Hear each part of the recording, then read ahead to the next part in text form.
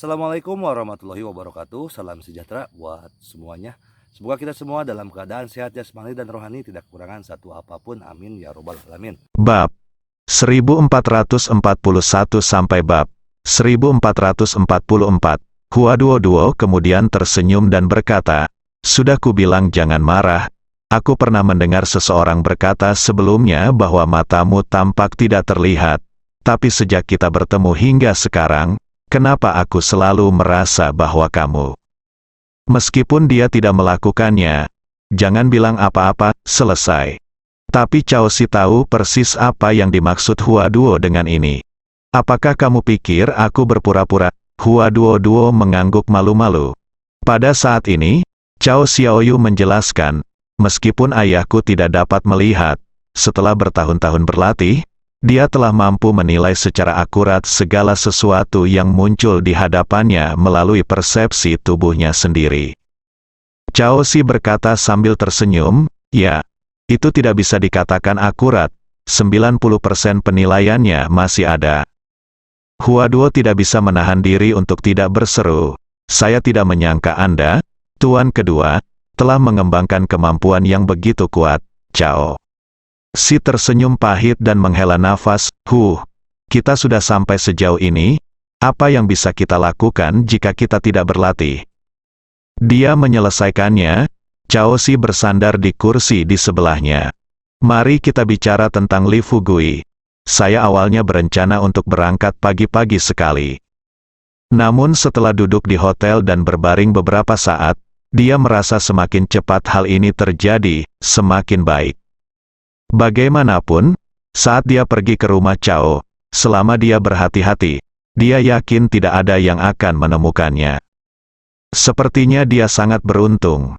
Ketika dia menemukan kamar Cao Yin seperti yang dikatakan Cao Xiao, Cao Yin kebetulan sedang berdiskusi dengan putranya Cao Xiaozeng bagaimana menghadapi keluarga Hu besok. Kedua, karena ada ruangan rahasia di kamar Cao Yin.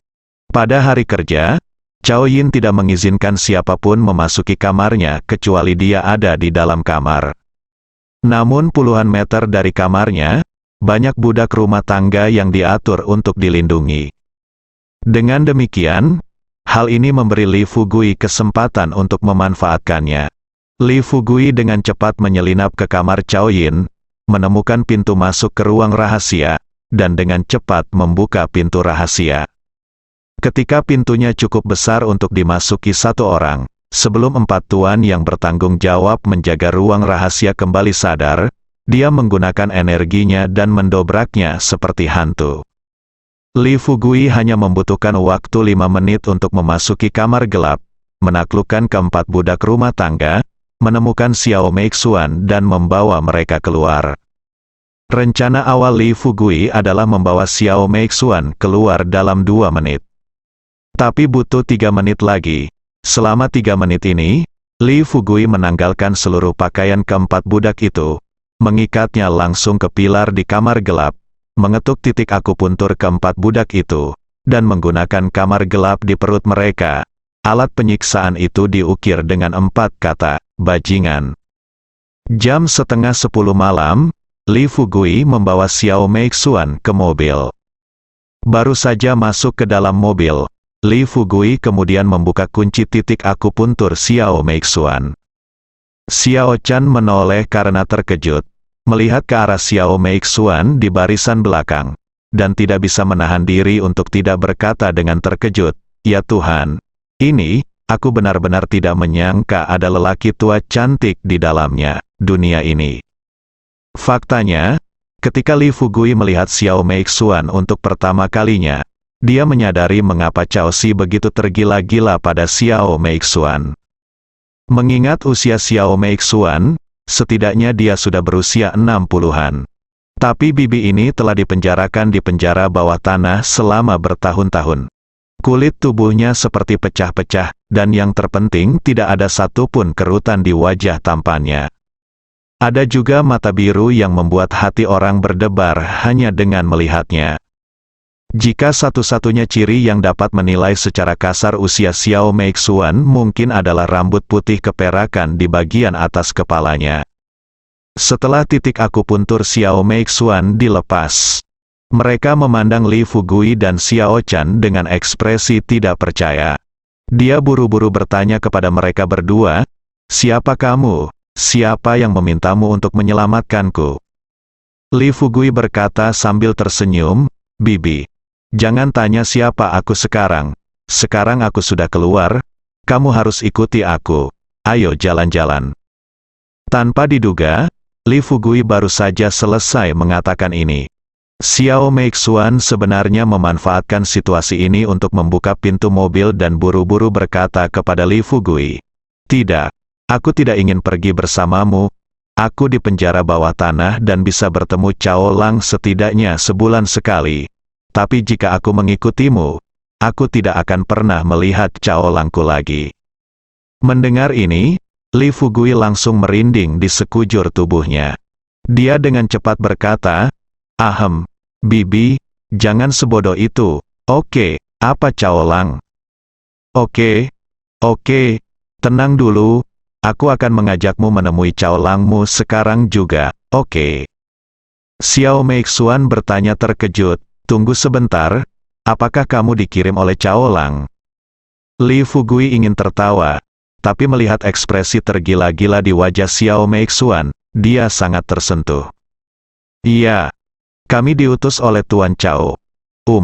Bisakah kamu berhenti memanggilnya Cao Lang? Panggil saja dia dengan namanya atau lebih mudahnya, panggil saja dia ayah, kamu bisa memanggilnya ayah saja. Cao Lang, aku merasa kamu adalah peri tua dari surga yang turun ke bumi, dan kamu tidak akan memasuki dunia manusia untuk sementara waktu." Xiao Chan terhibur dengan kata-kata Li Fugui dan terkikik. Sambil tersenyum, dia berkata kepada Li Fugui, "Paman, bisakah kamu berhenti melucu? Sungguh peri tua, aku keok. Jika seseorang memiliki rambut hitam, maka dia adalah peri kecil."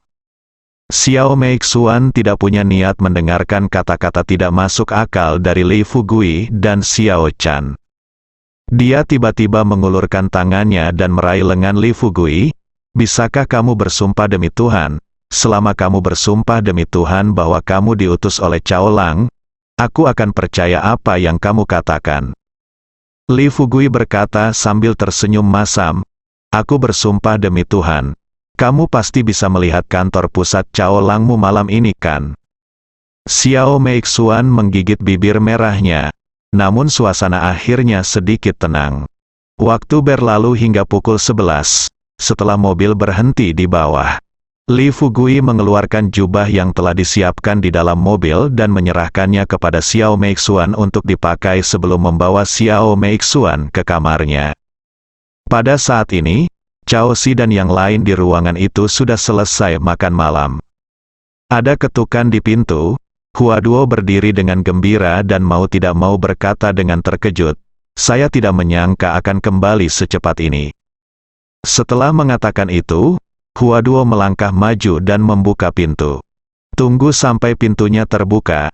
Hua Duo melirik Xiao Meixuan, yang berdiri di samping Li Fugui, dan matanya membelalak karena terkejut.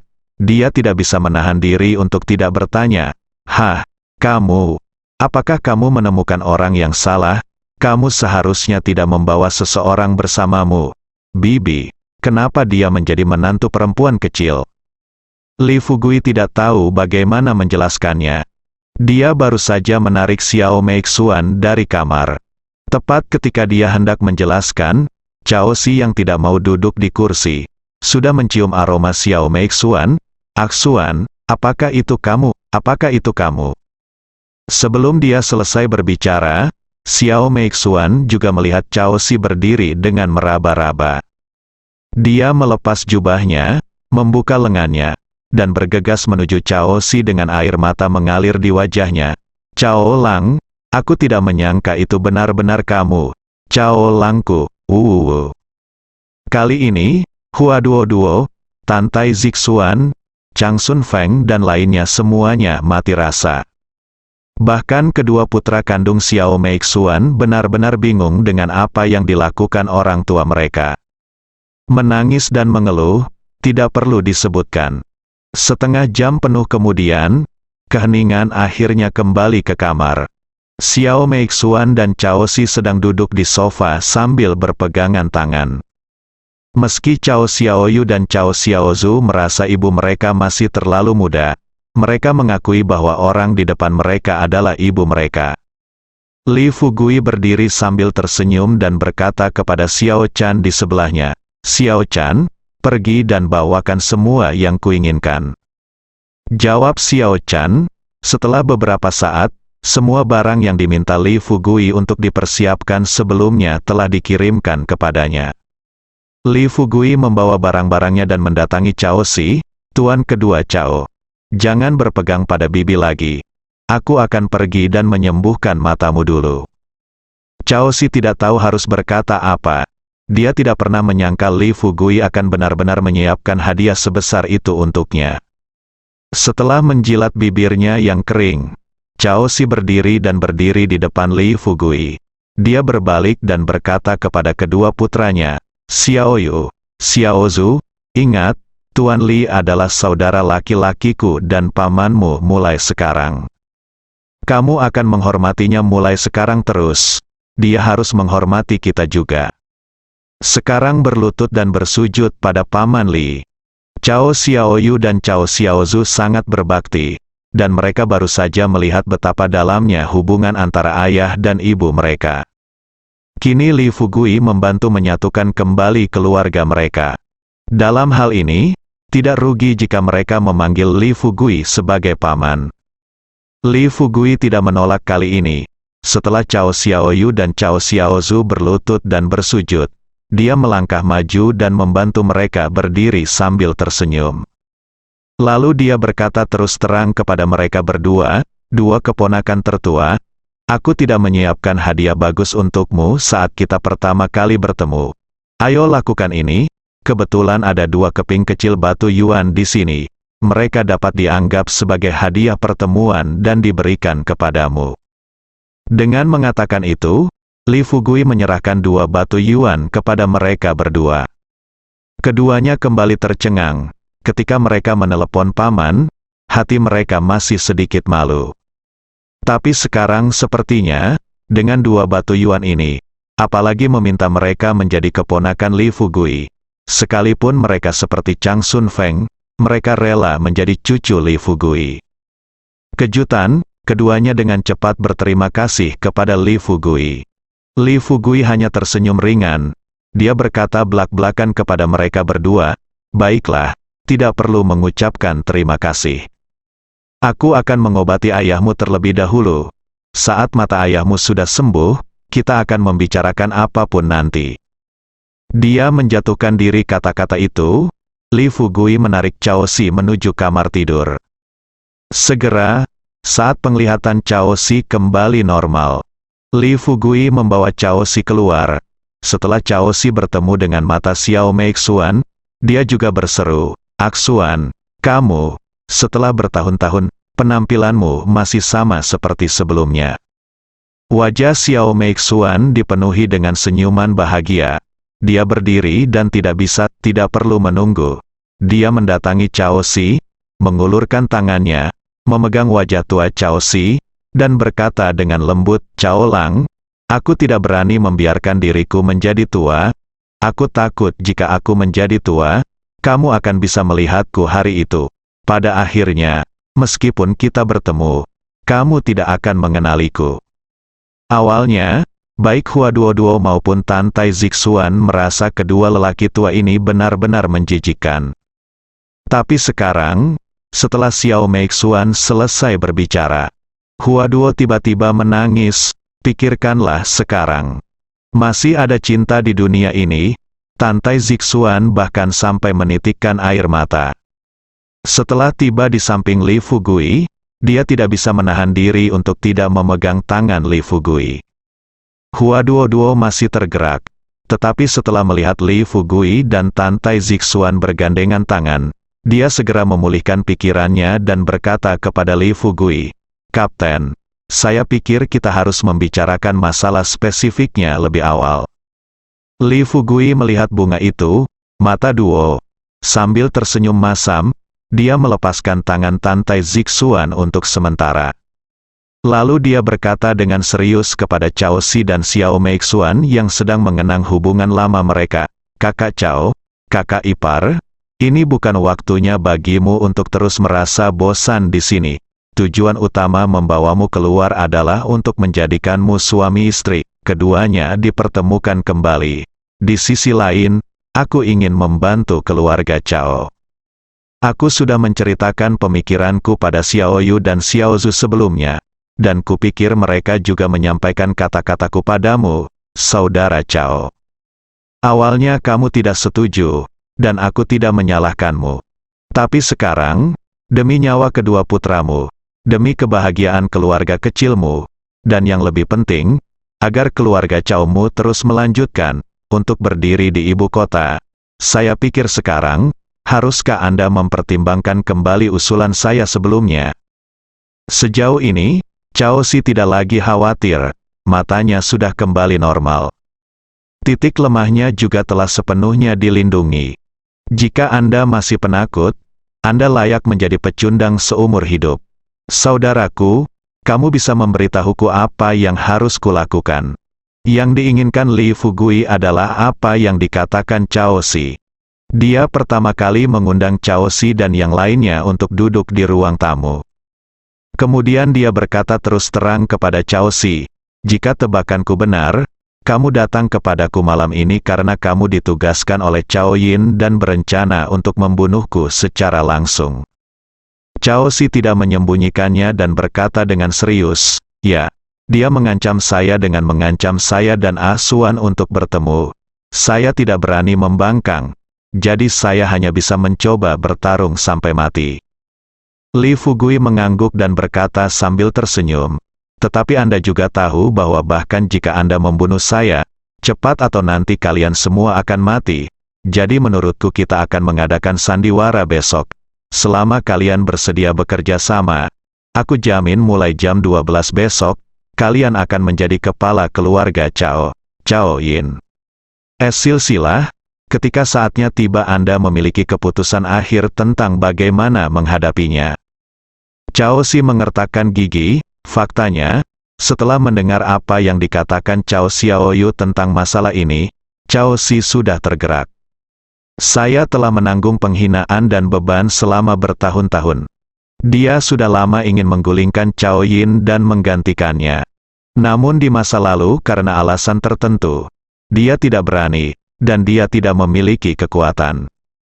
Tapi sekarang, Li Fugui berhasil menemukan Xiao Meixuan dan membawanya keluar dari keluarga Cao. Ini cukup menunjukkan bahwa Li Fugui memiliki kekuatan yang luar biasa. Pikirkan ini, Cao Si bersumpah, saudaraku, jika kamu punya perintah, langsung saja atur. Aku berjanji, selama itu pengaturanmu, aku pasti akan melakukannya." Li Fugui mengangguk, lalu dia mengucapkan keinginannya kepada Cao Si dengan serius, "Rencana." Tunggu hingga Li Fugui selesai berbicara. Cao Si tidak bisa menahan diri untuk tidak bertepuk tangan dan bertepuk tangan. "Baiklah, saudaraku, aku tidak menyangka kamu begitu berani dan banyak akal di usia yang begitu muda. Sungguh mengagumkan." Li Fugui berkata sambil tersenyum tenang, "Saudara Cao terlalu memujimu. Apa kamu berani dan banyak akal? Tapi aku terpaksa tidak punya pilihan." Waktu itu seperti air yang mengalir. Dalam sekejap mata, itu terjadi keesokan paginya. Cao Si kembali ke istana dengan bantuan Cao Xiaoyu. Di ruang tamu, Cao Yin dan Cao Xiaozeng sedang menunggu kembalinya Cao Si. Ketika berita datang dari budak di depan pintu rumah, hal pertama yang ditanyakan Cao Xiaozeng adalah, "Berapa banyak orang di sana, tuan kedua?" Budak itu menjawab dengan serius, "Total ada 3 orang, yaitu yang kedua tuan dan 2 tuan muda."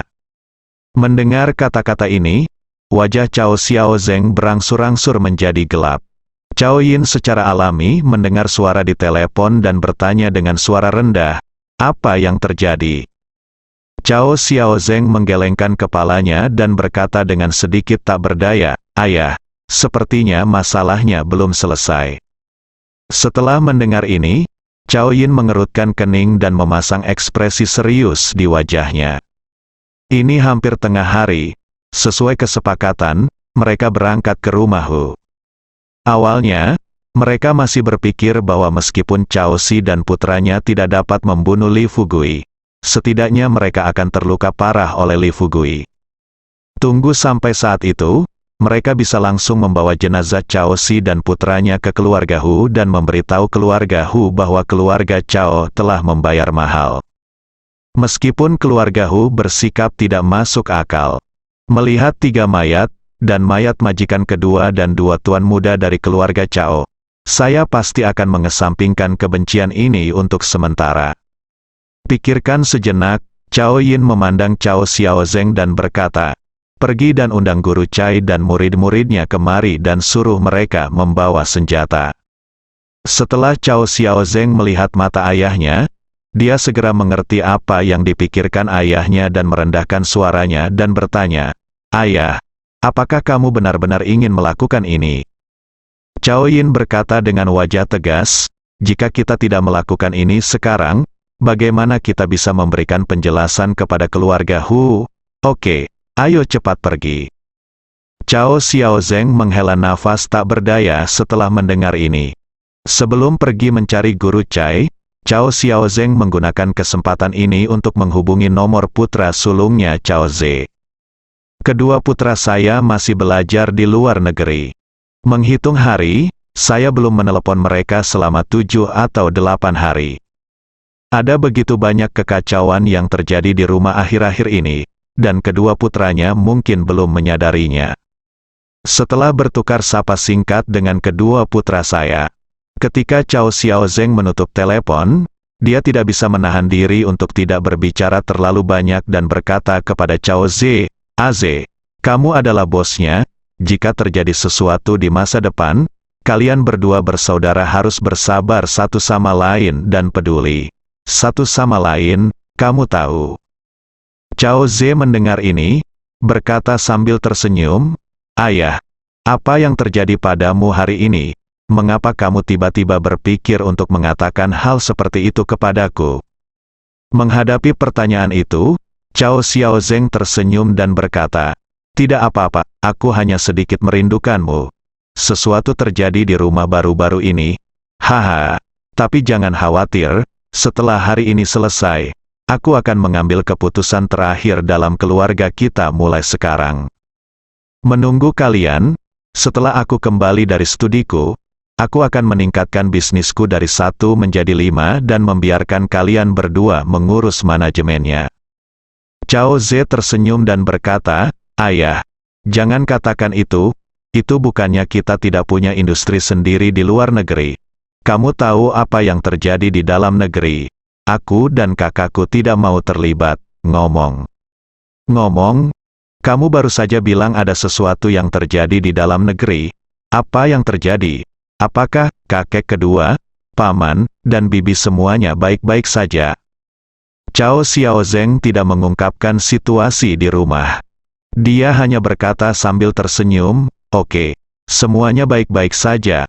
Oke, ini sudah larut, mungkin di sana sudah gelap, kan? Haha, kalau sudah selesai, aku akan meluangkan waktu untuk datang dan melihat dunia luar bersamamu." Meskipun Cao Xiaozeng dan Cao Yin tidak berperi kemanusiaan, tapi bagaimanapun juga dia adalah seorang ayah. Di depan putranya, dia akan tetap menunjukkan sisi cintanya. Cao Ze menyetujuinya dengan sepenuh hati. Setelah menutup telepon, Cao Xiaozeng datang ke tempat latihan di sebelah timur istana dan menemukan Master Cai yang sedang berlatih seni bela diri bersama beberapa murid. Sebagai kepala instruktur budak keluarga Cao, kekuatan tempur Master Cai Qicai kini telah mencapai tahap akhir Xiantian, yang dianggap sebagai yang teratas di antara keluarga bangsawan. Biasanya, Cao Yin dan putranya tidak memandang rendah siapapun di keluarga, tapi mereka ingin membunuh Tuan Cai. Bagaimanapun, Master Cai adalah penghalang terakhir untuk melindungi ayah dan anak mereka. Meski masih ada sekte di belakang mereka, tetapi masalahnya adalah tidak mungkin orang-orang dari sekte tersebut dapat memenuhi permintaan mereka. Berada dalam bahaya nyata, dan mereka membutuhkan bantuan para budak rumah tangga di rumah. Melihat Cao Xiaozeng datang ke arahnya, Master Chai terbatuk sedikit, dan ketujuh muridnya segera berdiri diam. Tuan Chai, ada sesuatu yang terjadi di rumah, dan saya ingin Anda pergi ke sana. Selain itu, ayah saya menyuruh Anda membawa senjata ketika Anda pergi ke sana. Tuan Chai tampak serius. Dia sebenarnya tahu segalanya tentang kejadian baru-baru ini, urusan keluarga. Meskipun dia tidak ingin melihat adegan perkelahian saudara satu sama lain. Tapi tidak ada yang bisa dilakukan. Tidak peduli seberapa tinggi statusnya dalam keluarga, dia tetaplah budak rumah tangga. Hal pertama yang harus dipatuhi oleh seorang budak rumah tangga adalah instruksi dari tuan keluarga. Selain itu, setelah bertahun-tahun berada di keluarga Cao, Tuan Chai juga mengetahui orang seperti apa Cao Yin dan putranya. Jika dia berdiri untuk membujuk Cao Yin dan putranya, dia tidak hanya tidak akan membuat Cao Yin dan putranya bersyukur, tetapi 9 kali dari 10, dia juga akan membuat mereka merasa tidak puas. Jika suatu saat ayah dan anak tidak bisa mentolerirnya dan menghubungi sekte Tiangang untuk mencari utusan bintang, dia akan mati tanpa tempat pemakaman. Tunggu sampai Cao Xiaozeng selesai berbicara. Tuan Chai berpikir sejenak, lalu bertanya dengan suara rendah, apakah tuan kedua sudah kembali? Cao Xiaozeng tidak menyembunyikannya, lagi pula, masalahnya nanti sudah diselesaikan. Sekarang dia ingin mengalahkan Cao Si dan putranya. Dengan bantuan tidak mungkin mereka, ayah dan anak, dapat menangani masalah ini. Tuan Chai harus mengambil tindakan. Setelah mengangguk, Cao Xiaozeng dengan sungguh-sungguh memperingatkan, Tuan Chai, sejujurnya, masalah ini berkaitan dengan hidup dan mati ayah dan anak kami. Jika Anda menangani masalah ini dengan baik, tidak ada yang perlu dikatakan. Kami, ayah dan anak, dapat membersihkan namamu dan membiarkanmu. Kamu benar-benar menyingkirkan statusmu sebagai budak rumah tangga dan menjadi anggota keluarga Cao kami. Sebelum Cao Xiaozeng selesai berbicara, Chai Qi tersenyum dan berkata, berhenti membicarakan hal-hal ini, semuanya untuk nanti. Karena lelaki tua itu sudah memberi perintah, aku akan melakukan apa yang dia inginkan. Setelah itu, Chai Qi berbalik dan berkata terus terang kepada ketujuh muridnya, bawalah senjatamu dan ikut aku. Pada saat yang sama, Cao Yin, ditemani oleh Cao Xiaoyu dan Cao Xiaozu, datang jauh-jauh ke ruang tamu. Baru saja masuk ke pintu, Cao Yin memandang dengan serius dan menatap ayah dan anak di depannya. Apa yang terjadi? Hanya 4 kata, sedingin es. Suara itu bergema di dalam ruangan dan menyebabkan suhu di dalam ruangan turun secara tiba-tiba. Cao Si tampak serius dan tidak berbicara. Cao Xiaoyu buru-buru menjelaskan, Paman, kami pergi mencari Li Fugui, tapi sayangnya kami bukan tandingannya. Sebelum dia selesai berbicara, Cao Yin dengan marah memarahi Cao Xiaoyu, kamu nakal, aku sedang berbicara dengan ayahmu sekarang, siapa yang memintamu untuk menyela? Diam. Cao Si tampak kelelahan secara mental dan fisik, dan menghela nafas tak berdaya.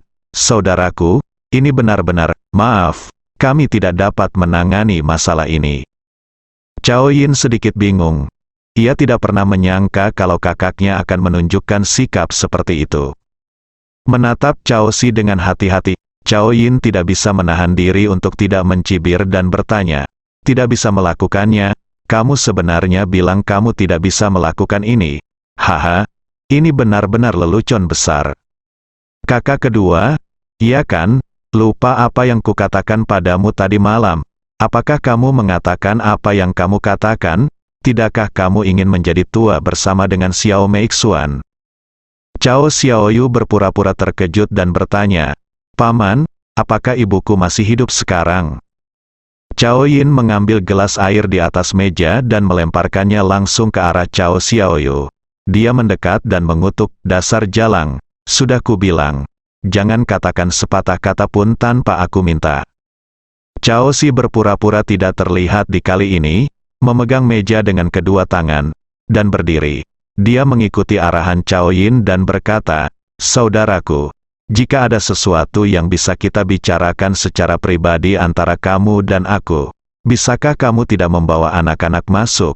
Sudahkah kami, ayah dan anak, belum berbuat cukup banyak untuk keluarga Cao selama ini?"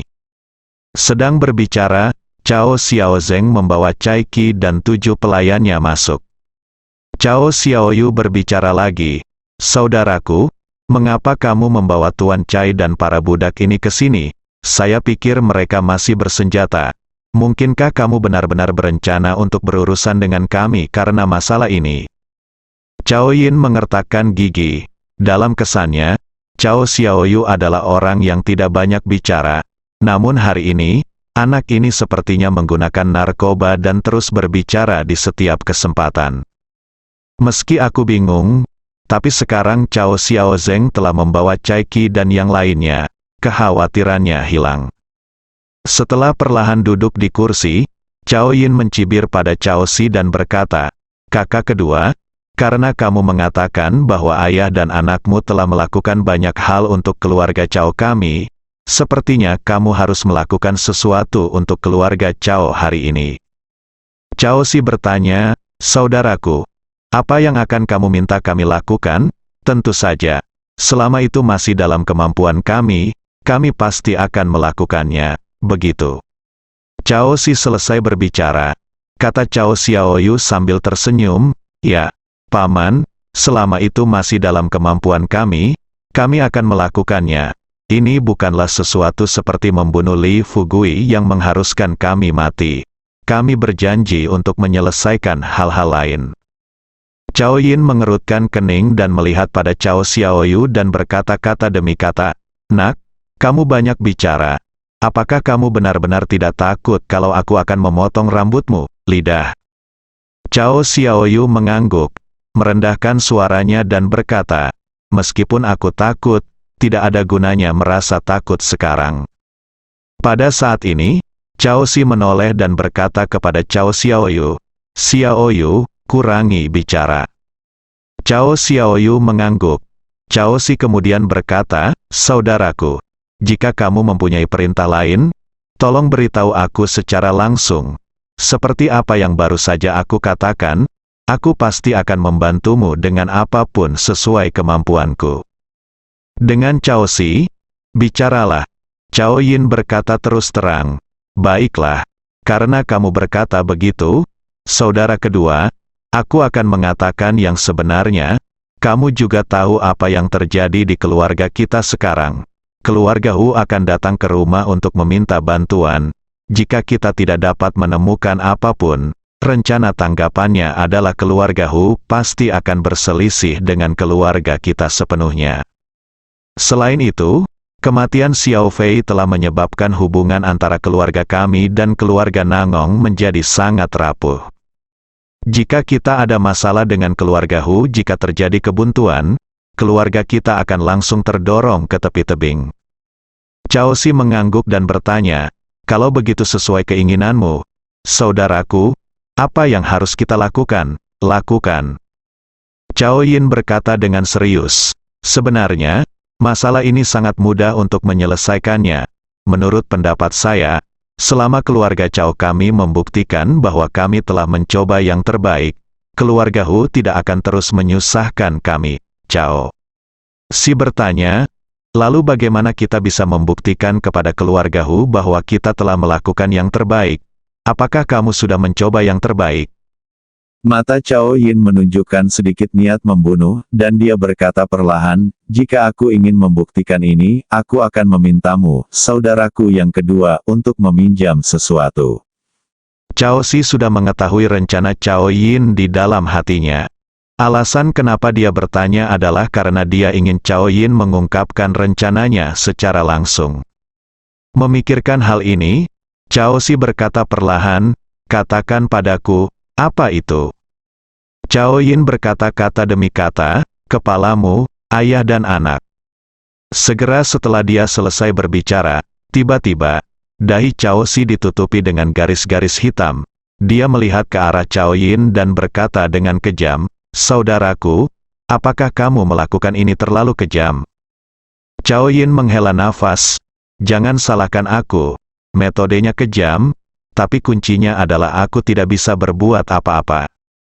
Cao Si mendengus dingin, mengangguk dan berkata, "Oke, kamu tidak bisa berbuat apa-apa, kan? Baiklah, jika aku tidak berencana memberimu kepala ayah dan anak kita, bagaimana pendapatmu?"